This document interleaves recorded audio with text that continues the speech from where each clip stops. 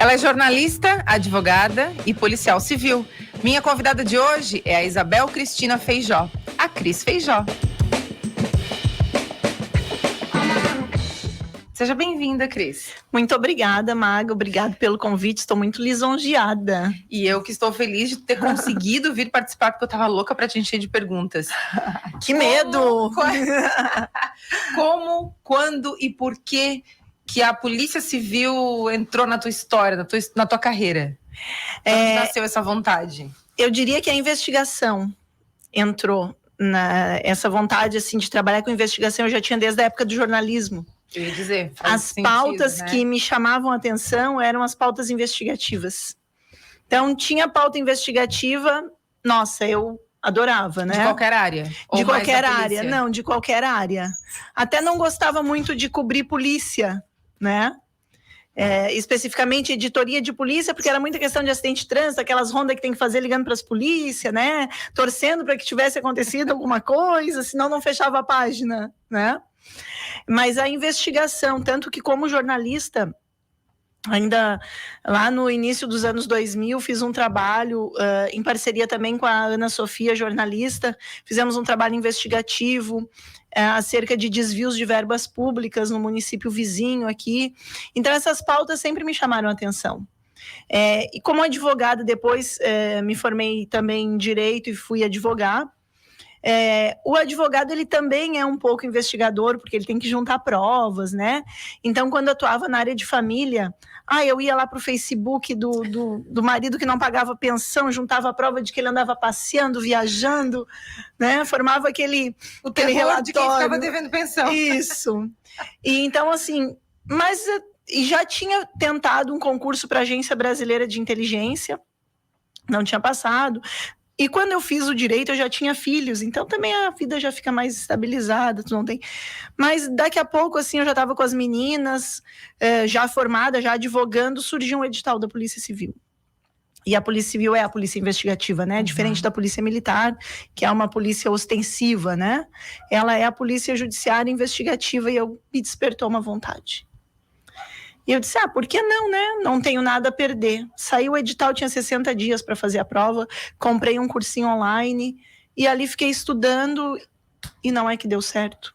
E aí, depois da prova, vem toda a parte de preparação. Nossa, a prova escrita é uma fase do concurso, né? Depois tem a parte física, depois tem a parte psicológica, tem a parte toxicológica, que daí raspam o cabelo da gente para poder pegar uma janela grande, assim, né, de utilização ou não de drogas ilícitas.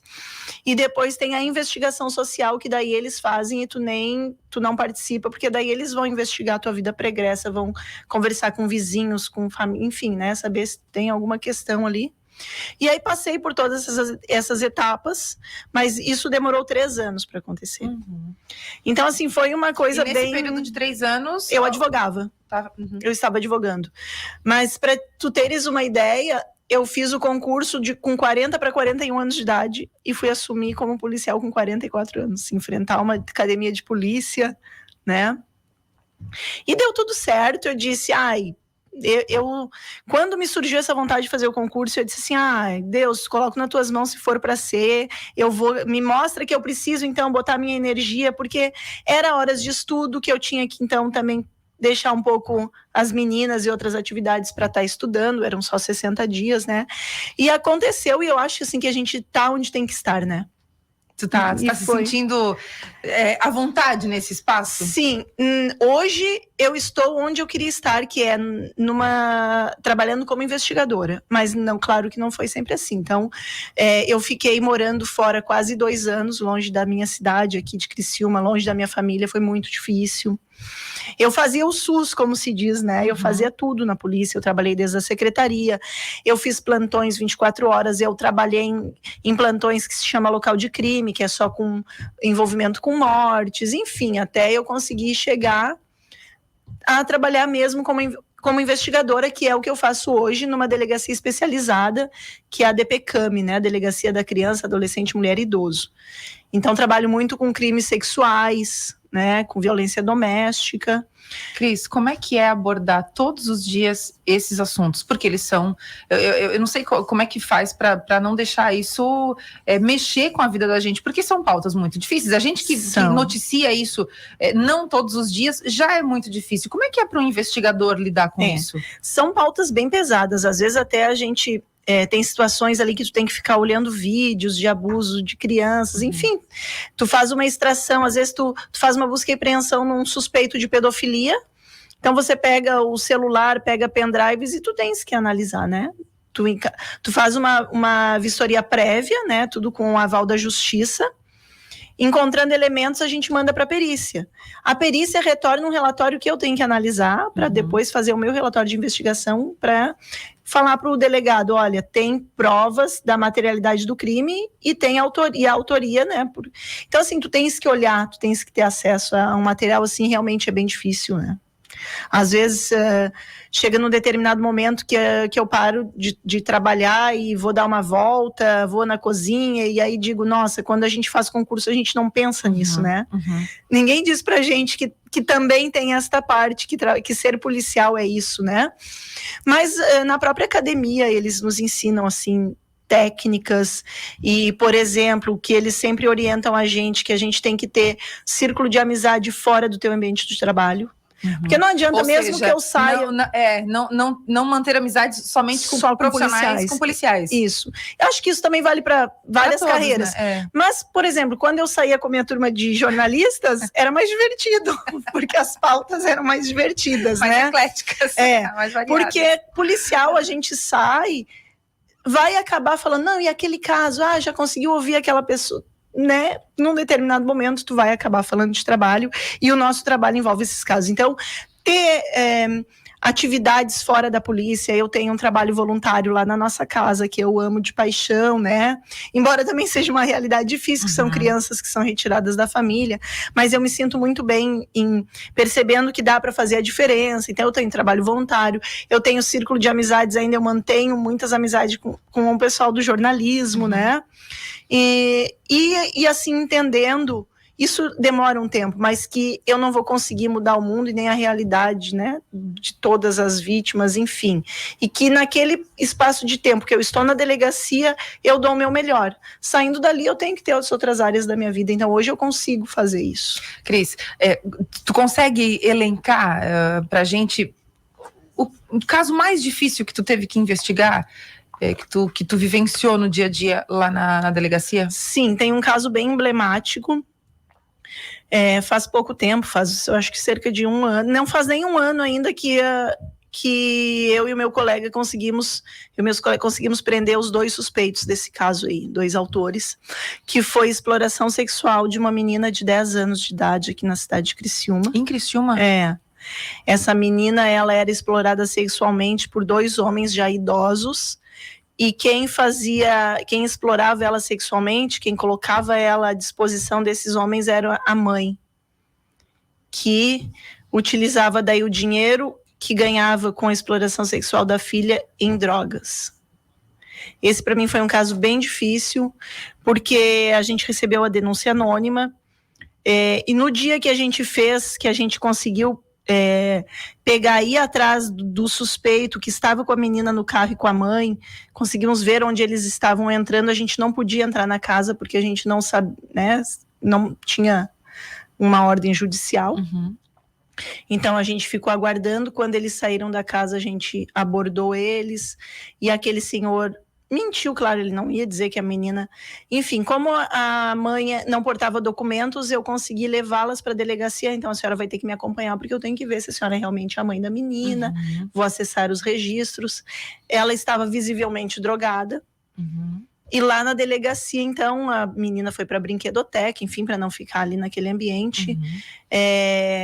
Eu consegui convencer a mãe de que, então, se não havia tido exploração sexual, se a gente poderia levar a menina para fazer um exame. Nesse meio tempo, a menina começou a reclamar de dores, assim, no baixo ventre. E aí eu comecei a fazer a parte burocrática, expedi guia, tudo para levar a menina no IML com a mãe simplesmente se evadiu da delegacia, abandonou a filha ali. Aí eu tive que acionar o conselho tutelar.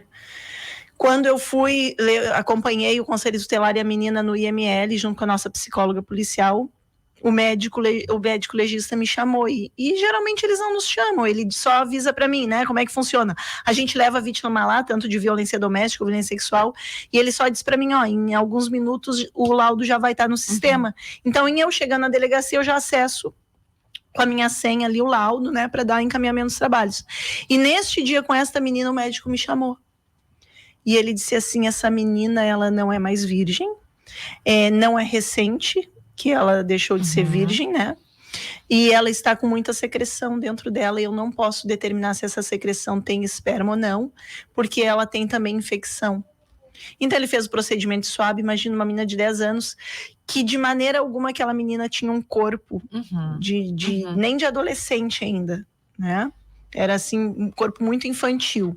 E ele disse, eu te chamei porque você precisa levar essa menina para um atendimento médico. Né? Então eu tive certeza que aquela menina tinha sido mesmo estuprada naquele dia. E eu tive cara a cara com aquele homem. E não pude agir porque eu não tinha elementos. E aí o que aconteceu? Então esperava vir o SUAB, que constatou que tinha esperma, enfim, o delegado fez o pedido de prisão preventiva e aí o juiz determinou que fosse feito o depoimento especial dessa criança, enfim, saiu o mandado de prisão. E durante o depoimento especial dessa menina, ela relatou que não era só ele, que tinha um outro senhor, que era um vizinho, também que aconteciam coisas, né?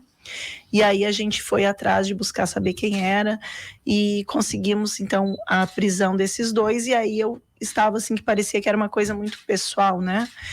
Porque eu fiquei muito, muito, muito tocada com esse caso mesmo, né? Porque por ser assim um caso de exploração sexual e dos casos que eu trabalhei, era a vítima mais jovem que eu tinha, de exploração.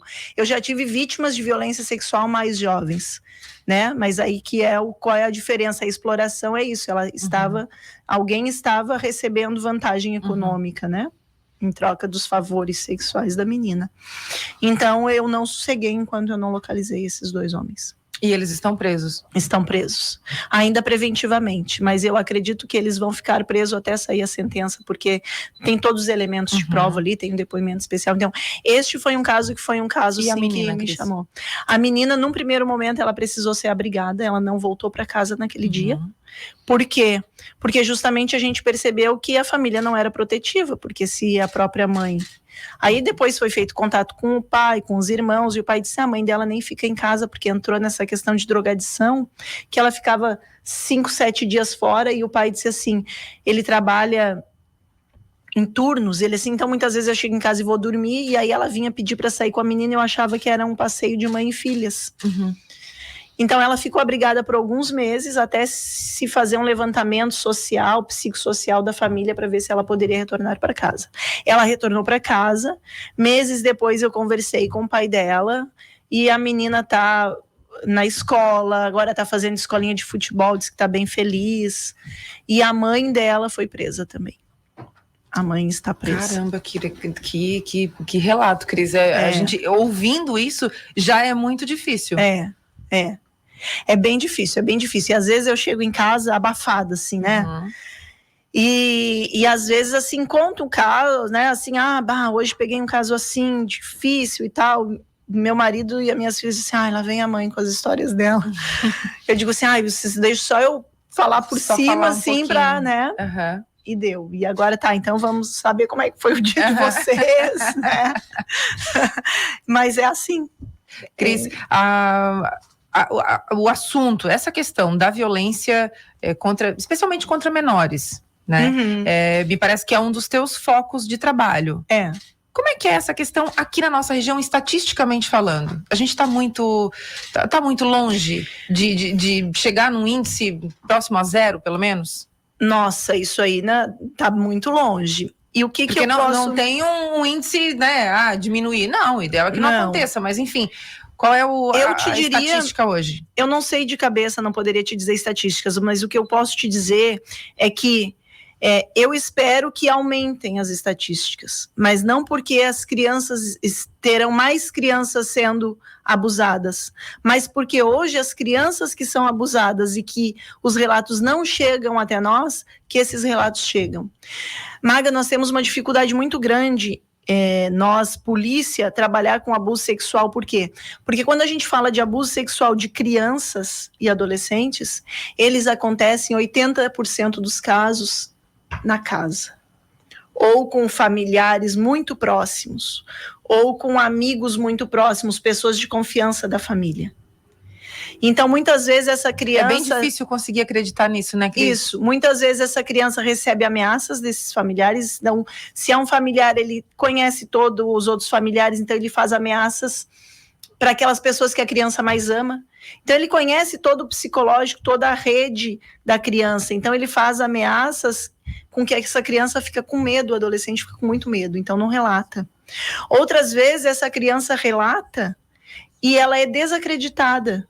Porque imagina que aquela pessoa vai fazer isso, né? Que é uma pessoa que está ali dentro da família, ou de confiança da família. Eu tive um outro caso de uma menina de 12 anos, que os pais tinham um amigo muito querido, assim, que era um amigo de infância da mãe. E se reencontraram aqui, esse amigo estava meio que sozinho na cidade, então a esposa apresentou para o marido, ficaram bem amigos, então onde esse tio, passou a ser chamado de tio, ia junto. Até que um dia a menina relatou assim que ele começava, quando estava no banco de trás no carro, porque daí o casal na frente, a menina atrás, tal, que ele começava a passar a mão nela, botar a mão por baixo da roupa. E não... De sorte que essa criança, os pais de imediato já acreditaram nela.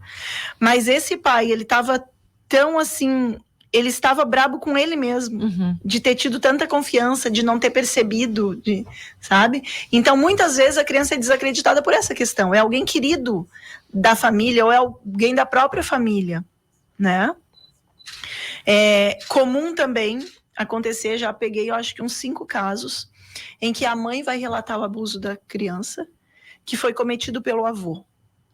E a gente, né, pergunta, a senhora, o que a criança relatou, a senhora, como é que a senhora se sente em relação a isso, né, para saber se às vezes se é uma fantasia ou não da criança, embora 90% dos casos não é, né? Então a gente tem que sim levar em consideração. Mas a gente pergunta como é que a senhora se sentiu quando ela disse isso, porque a gente entende também que é difícil para aquela mulher, porque de um lado está a filha dela como vítima e de outro está o pai como autor.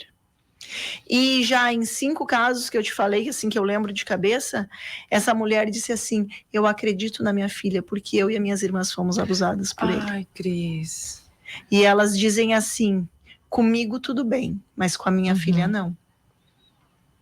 Então, a gente vê que o abusador, às vezes, ele abusa de gerações. E como isso como acontece na família, como isso fica velado. Então, por isso que eu te falo, assim... Isso tem classe social, Cris? Não. Não tem. Não tem classe social, não tem idade, porque tu vê... A gente teve, há uns meses atrás, uma criança de 27 dias que morreu porque foi estuprada. Né? Então, não tem classe social, não tem... E é por isso que eu te digo, na tua pergunta inicial, os casos tendem a diminuir, eu espero que as estatísticas tendem a aumentar para que esses casos que hoje estão omissos venham à tona para a gente poder trabalhar. E quando eu digo trabalhar, claro que como policial a primeira coisa que me vem à mente é penalizar esse agressor. Mas a gente também tem que dar um suporte psicológico para essa vítima, tem que dar um suporte de saúde para essa vítima, né? Para as outras pessoas envolvidas, porque a gente tem de vítima primária a própria vítima do abuso, né? Mas não aquela criança tem mãe ou tem irmãos. Impacta todo mundo, todo mundo, exatamente. Além dos casos de violência contra crianças, tu também atende, também investiga violência contra a mulher? Sim. E Santa Catarina é um dos estados que lidera as estatísticas nesse tipo de violência, Meu Deus, né? Está muito, muito. Agora a gente teve um caso também, faz 10 dias, muito dramático, de uma mulher que foi agredida com machadada, né, pelo companheiro. Nos casos, posso te dizer assim, que grande parte dos mandados de busca e apreensão que eu tenho eu e o meu colega, nós somos em 2 investigadores ali, né? Que a nossa equipe de investigação tem para cumprir mandado de busca e apreensão são derivados de violência doméstica. Uhum. Homens que ameaçaram as mulheres com armas, homens que pegam, por exemplo, e ficam retendo objetos da mulher, o celular. Então, a gente aí, o delegado representa pela busca e apreensão e a gente tem que ir atrás, buscar essas armas. Às vezes eles mandam mensagens assim para as mulheres só com uma foto da arma. Então, não diz nada, mas aquilo ali já é uma ameaça, né? Que ele tá querendo? Aquilo ali é uma mensagem, né? Então, a gente, muito das buscas e apreensão que a gente faz são decorrentes de violência doméstica. Uma das coisas que a gente ouve muito e que se fala muito sempre que uma mulher faz um registro, um boletim de ocorrência contra algum tipo de violência e tudo mais, são coisas que de repente depois ela retira esse BO. Sim, ela pede para retirar, cancela esse registro. Por que isso acontece, Cris? Isso por medo? Também por medo, mas também porque faz parte do ciclo da violência. Porque assim, Maga, isso para mim também foi difícil. Uhum. Eu sempre conto um caso que também na época foi bem emblemático, que era uma mulher vítima de violência, em que nós recebemos uma ligação da sogra dela, do Rio Grande do Sul, ligando, avisando que a nora dela estava em perigo, que estava sofrendo violência e estava quase que em condição assim, de não poder sair de casa, e era a mãe do agressor falando. E ela disse: eu temo pela vida da minha nora, por quê? Porque o meu filho, ele já matou uma mulher aqui no Rio Grande do Sul, ele cumpriu uma pena de 12 anos e agora ele está em liberdade condicional e tal, enfim. Ele já tinha cometido um feminicídio. E essa mulher ligou. Só que esta vítima estava morando numa outra cidade, não era em Criciúma, e a jurisdição da nossa delegacia é Criciúma. Enfim, como esse caso era um caso assim, muito que a gente via assim que o grau de violência era muito alto, a delegada à época disse: não, vamos atuar então. Para conseguir chegar nessa vítima, a gente teve que ir num horário fora do nosso expediente. Tivemos que, como tem crianças, tinha os filhos em casa e eles não podiam também perceber que nós éramos policiais, nós tivemos que nos disfarçar de membros de uma igreja. Então, nós fomos fora do nosso expediente de trabalho, para uma outra cidade com um carro velado, que a gente chama, né, uma viatura velada, como membros de uma igreja, fazer um trabalho na casa dessa mulher, para primeiro saber se aquilo que tinha sido relatado por telefone era verdadeiro. E aí foi você e mais... Eu e um colega, e o meu colega, só os dois. Cris. Então, a gente foi lá, viu que eles não estavam em casa, entramos... né, ali as crianças, daí ela pediu para as crianças se brincar e a gente disse: olha, nós somos policiais, precisamos saber se confere, se é verdade. Ela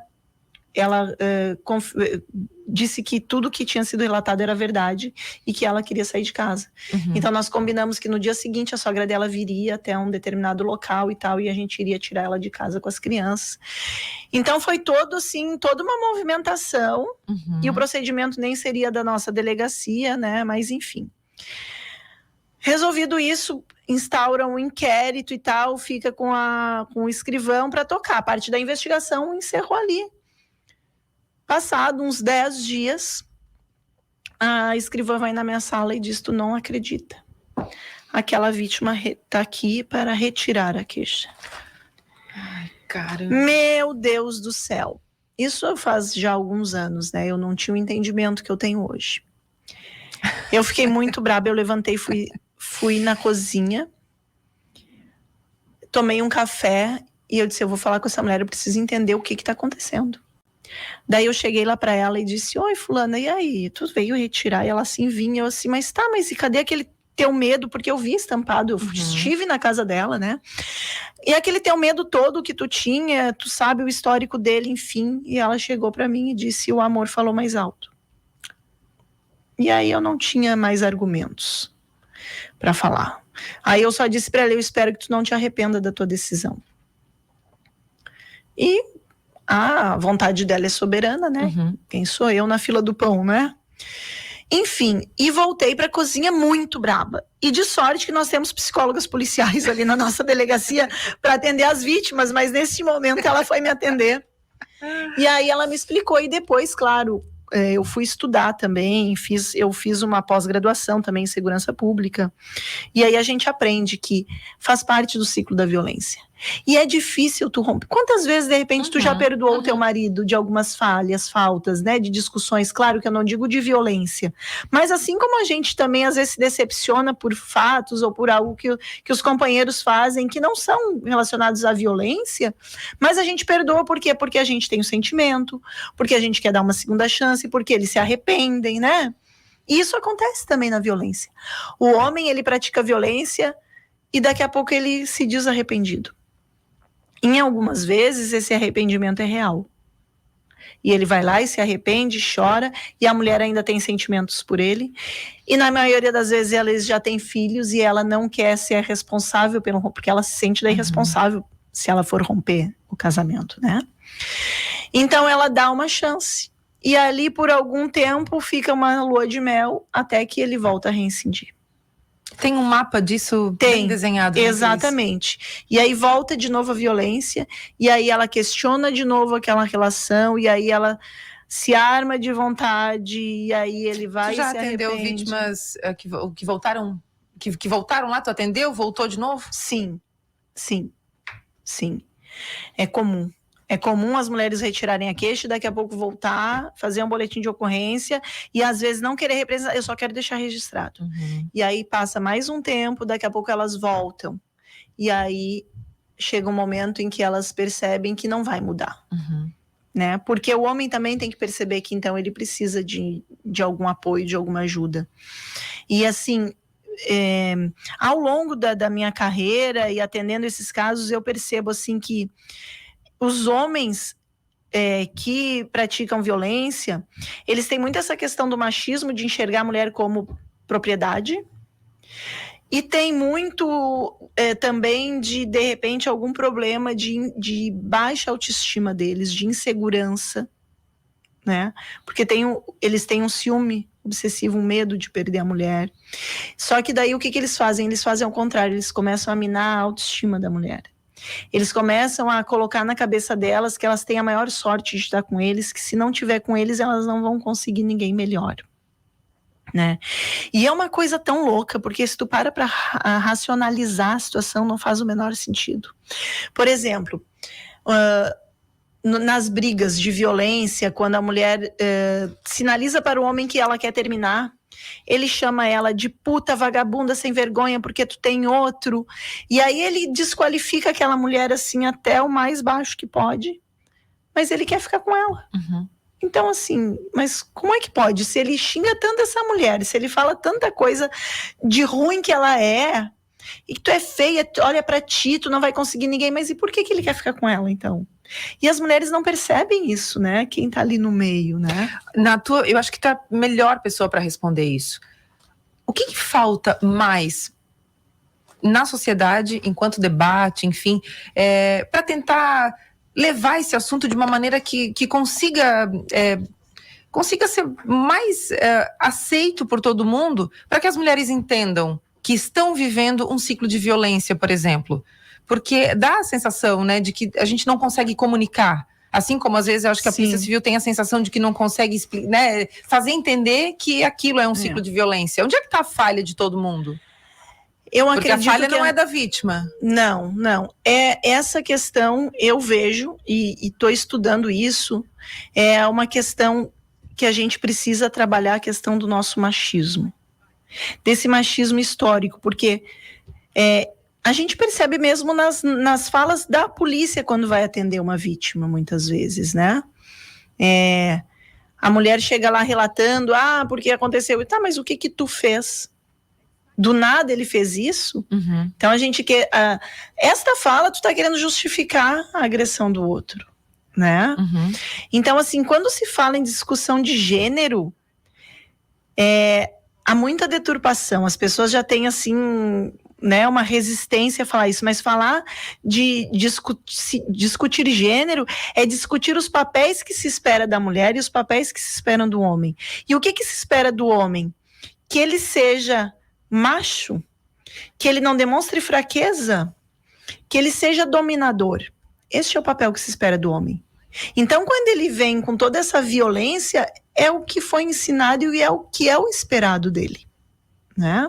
E a mulher, o que que é? A mulher é a frágil, ela precisa de um homem para que tenha proteção. Eu lembro, Maga, que na minha adolescência, quando eu ia sair com as minhas amigas, nós estávamos em 3, 4, 5 meninas, moças, e o meu pai e a minha mãe diziam assim, vocês vão sair sozinhas? Ou seja, 5 mulheres era sair sozinha. Por quê? Porque faltava uma figura de um homem. Porque é isso, a mulher precisa da figura do homem para ter proteção. Ela é a frágil, ela tem que mostrar docilidade. A mulher e até pouco tempo atrás, a mulher era burra, porque não se esperava que a mulher pudesse ir para o mercado de trabalho, ou se fosse para o mercado de trabalho era para algumas profissões ainda, né? Não era para todas.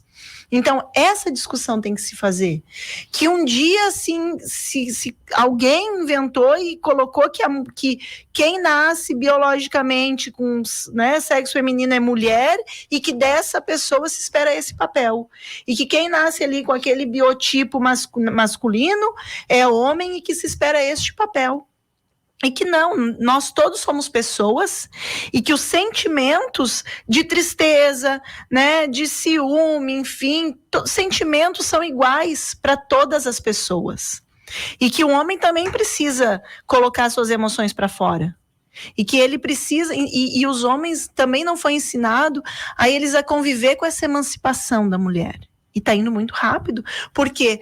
Porque nós temos a mesma capacidade, por anos isso ficou, né, assim, escondido, pressionado, que a gente não podia colocar para fora as nossas capacidades. E aí as mulheres estão, se a gente vê a nossa cidade hoje, quantas mulheres aí despontando em várias áreas.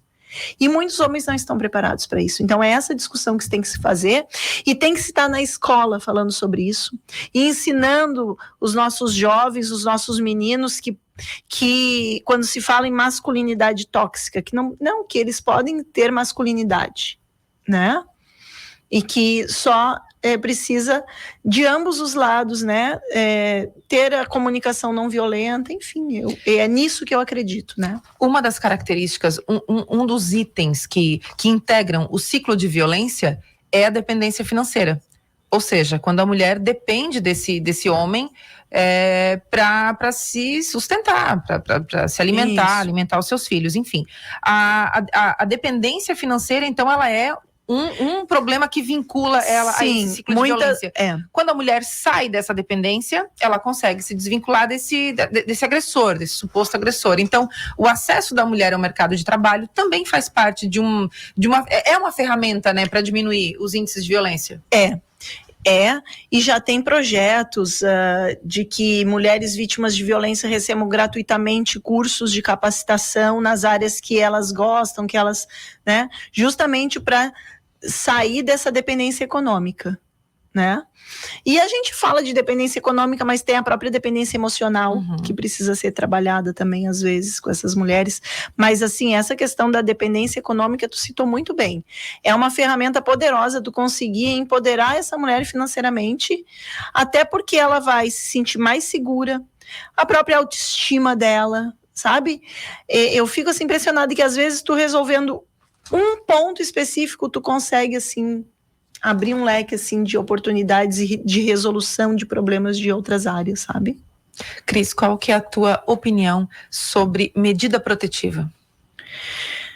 A medida protetiva, ela é uma ferramenta muito, muito boa. Eu acho que ela é necessária. Só que eu sempre gosto de orientar, nós lá na delegacia sempre orientamos as mulheres. Ela é um papel. A medida protetiva é um pedaço de papel. A mulher, quando ela recebe uma medida protetiva, ela tem que continuar com todo o protocolo de segurança e de cuidado dela. Porque tem homens que respeitam e que entendem que com a medida protetiva ele vai ser preso. Porque assim, eu já tive casos, por que eu te digo que é uma ferramenta muito necessária e que ela é eficaz?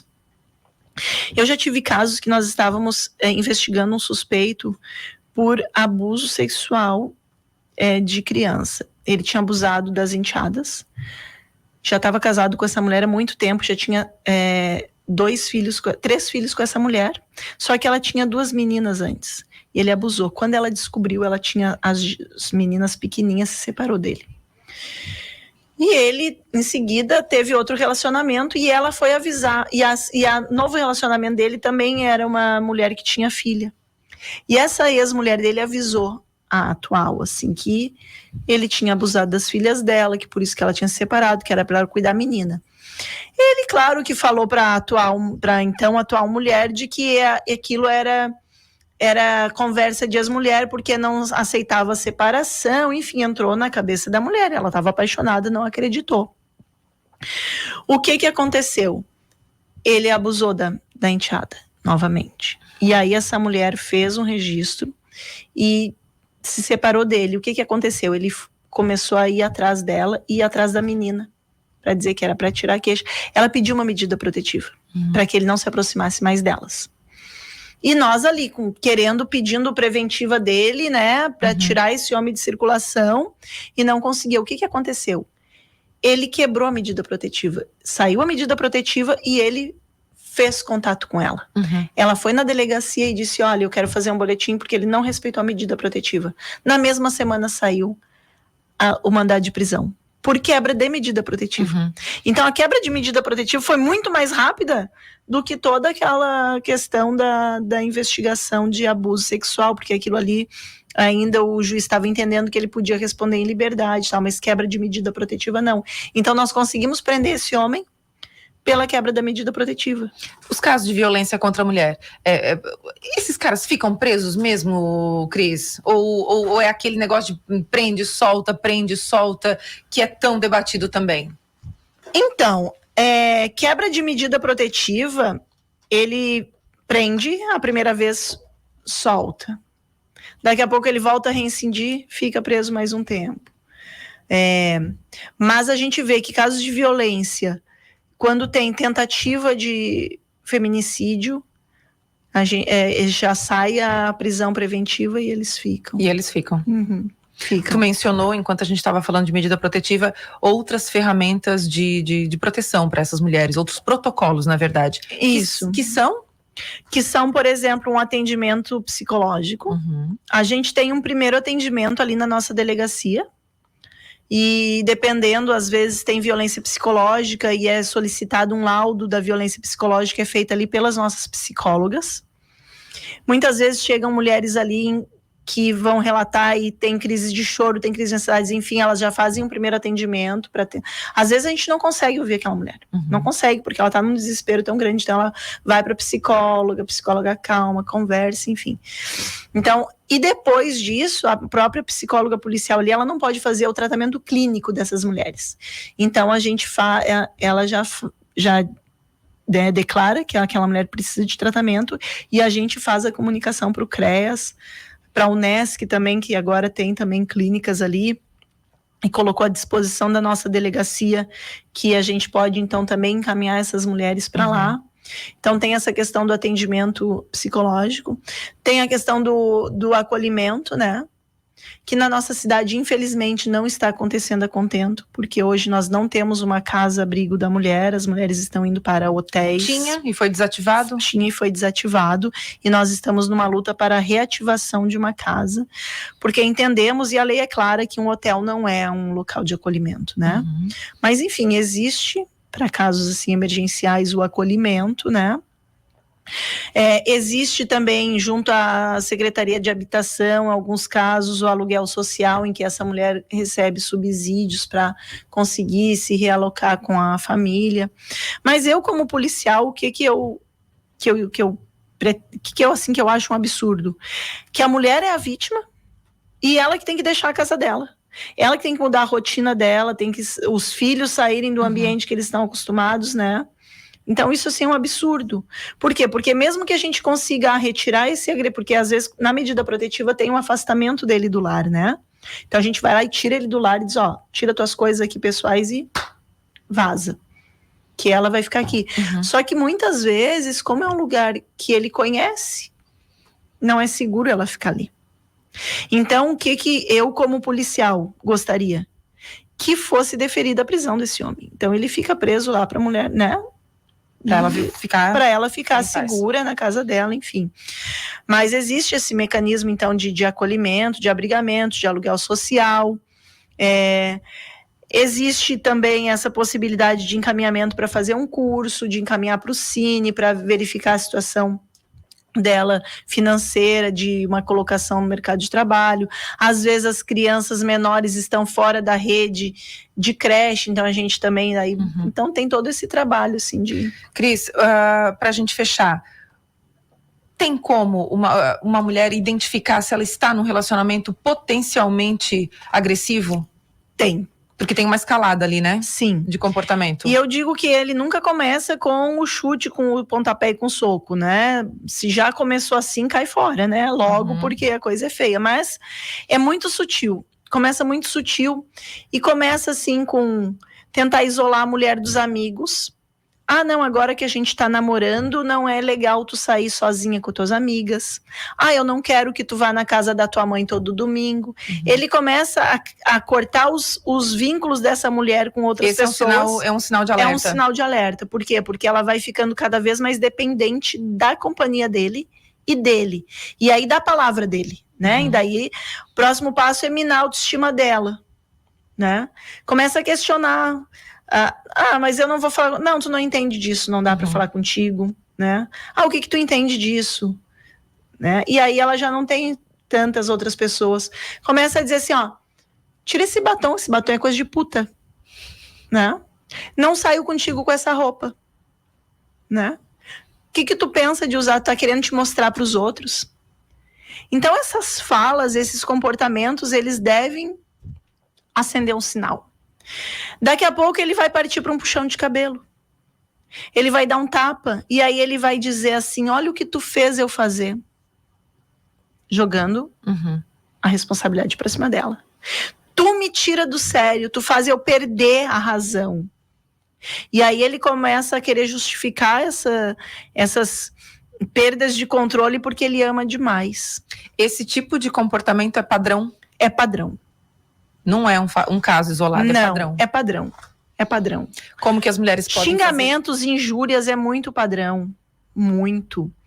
Isso, esses comportamentos que eu falei, né? De depois tentar responsabilizar a vítima, é muito padrão. Em Criciúma, como que as mulheres podem denunciar? Mulheres, idosos e crianças, casos de violência contra mulheres, idosos e crianças. Como que denuncia? Então, nós temos a delegacia, né? Dali a nossa delegacia especializada funciona de segunda a sexta, do meio-dia às 19. Fica onde, Cris? Fica do lado do Colégio Joaquim Ramos, ali na Rua Desembargador Pedro Silva. Eu sei que muitas vezes é difícil, a delegacia é um espaço que ainda causa muito constrangimento às vezes para as pessoas, né? Os CRAS, tem CRAS em cada bairro. Eles também podem receber denúncias. Podem receber denúncias. Tá, de violência. E nós temos uma ferramenta poderosa que está à disposição, porque quem é hoje que não tem um telefone, que é o Disque 100. Maga, é impressionante, o Disque 100 funciona. Eu digo isso porque muitas das nossas demandas são do Disque 100. O Disque 100 é uma central que a pessoa faz a denúncia anonimamente, mas é preciso que ela tenha bastante elementos que nos ajudem. Porque eu digo, muitas vezes a gente recebe o Disque 100 que eu tenho que fazer uma investigação para saber onde é que é, porque a pessoa não põe o endereço completo, não sabe dizer o nome da vítima completo, enfim. Mas tem como fazer. Muitas vezes a gente consegue, pelo texto, identificar que foi a própria vítima que fez de forma anônima, mas ela fez a denúncia e a gente consegue chegar até ela, então. E aí tem o Disque 100, que também pode fazer, né?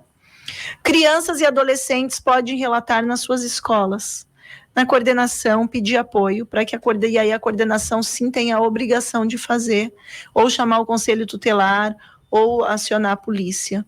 Né? As escolas hoje, elas têm também essa obrigação de ser o espaço protetivo. Porque, como eu te falei, muitas vezes, em caso de abuso sexual, a família não é protetiva. E o único espaço que a criança tem, além da família, é a escola. Então, os professores têm que estar muito bem preparados para receber esse tipo de demanda e saber o que fazer a partir de então. Então, tá bom. Cris, passamos do horário. Nossa, mas é demais, né? Eu ficaria aqui mais umas 2 horas, porque tem muito. É um assunto que ele vai desdobrando, né? A gente não tem um balaio de siri, né? A gente não termina o assunto. Ele né? Tem muita coisa, mas eu queria te agradecer. pelo tempo de estar aqui com tanta informação valiosa, porque também é um assunto que ele infelizmente não é factual, a gente sempre vai estar falando disso porque é necessário. Exatamente. Então, obrigada, tá, por tu ter vindo. Agradeço o espaço e assim, porque realmente é muito importante a gente falar sobre isso e mostrar para as mulheres que elas não estão sozinhas e mostrar para os homens que nós podemos sim estar juntos, né, em igualdade, tanto no mercado de trabalho, que se fala muito, mas em questões emocionais, né, que eles podem também mostrar fraqueza. Enfim, nós somos pessoas na essência, né? Muito obrigada. Eu que agradeço. Esse foi um episódio um pouquinho diferente do que a gente costuma fazer aqui no Ninguém Morre de Tédio, mas que é muito necessário que a gente faça agora e em outras oportunidades também. Eu recebi a policial civil Isabel Cristina Feijó. A produção é comigo, Maga Estopassoli. A edição é com a Ana Clara Vasconcelos. Na semana que vem, a gente está de volta. Até lá!